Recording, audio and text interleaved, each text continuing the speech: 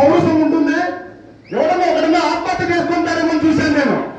ఎందుకు ఆత్మహత్య చేసుకోవాలంటే మీరు 20 కిలోమీటర్ల దూరంలో ఉండే జీడిపల్ల నీళ్లను కుప్పం వరకు తీసుకుపోయినారు.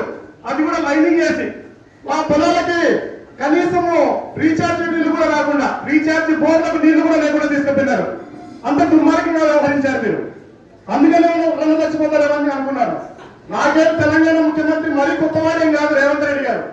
రేవంత్ రెడ్డి గారు ఏం మాట్లాడారో మీరందరూ కూడా చూసి ఉంటారు వీడియోలో. చంద్రబాబు నాయుడిని ప్రైవేట్ గా నేను ఒప్పించాను, రాయలసీమ లిఫ్ట్ ఇరిగేషన్ నీళ్లు రాకుండా చెప్పారా లేదా? దాన్ని కప్పిపుచ్చుకోవడానికి మీరు అన్ని వేషాలు వేస్తున్నారు.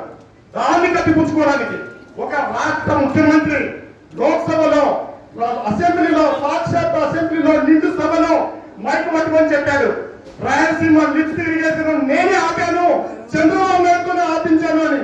ఈ తెలుగుదేశం పార్టీ వాళ్ళలో ఒకరైనా ఒక్కరేమో చూశాను నేను. ఎందుకు మీరు పవన్ మీరు మా గురించి మాట్లాడతారా? ఇక్కడ ఉన్న నీళ్ళని తీసుకుపోవడానికి మీకు ఎంత టైం పట్టింది? ఏం అభివృద్ధి చేస్తున్నారు మీరు? చెల్లెలు పెళ్లిని మళ్ళీ చేసినట్టుగా చేస్తున్నారు. బీటీపీ కాలంలో మీరు నీళ్ళు తవ్వడం ఎన్నిసార్లు టెక్కాయలు కొడతారు, ఎన్నిసార్లు ప్రారంభోత్సవాలు చేస్తారు, ఎప్పుడు నీళ్ళు ఇస్తారు? ₹1 ఒక రైతుకి ఇచ్చినారా మీరు? బీటీపీలకు సంబంధించి మీరు మాట్లాడతారు. ఏం మాట్లాడతారు? ఒకసారి మాట్లాడేటప్పుడు మీరు ఒకసారి గుర్తు పెట్టుకొని మాట్లాడండి. రైతులకు డబ్బులు జగనన్న మాత్రమే ఇచ్చినాడు.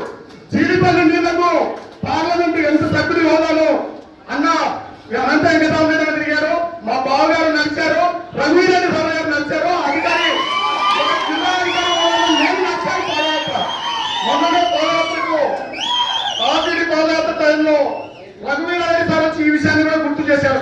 బాలవెంకటాపురంలో రంగయ్య దుప్పటి తీసుకుని వచ్చి మాతో పాటు కాలువల మీద జీడిపల్లికి రిజర్వాయర్కి నీళ్ళు ఇచ్చినప్పుడు పడుకున్నాడు అని. ఇంకో మాట కూడా గుర్తు చెప్తున్నాను. రైల్వే లైన్ ఆగిపోతే ఈ ప్రాంతంలో రైల్వే లైన్ తీసుకొచ్చింది ఎవరు?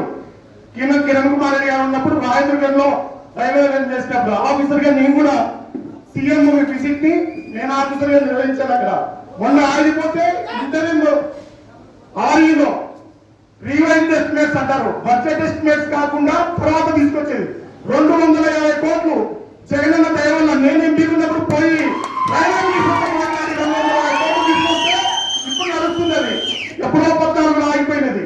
మీరు మాకు చెప్తారు. అందువల్ల మాట్లాడేటప్పుడు జాగ్రత్త మాట్లాడండి. గుర్తు పెట్టుకుంటున్నారు.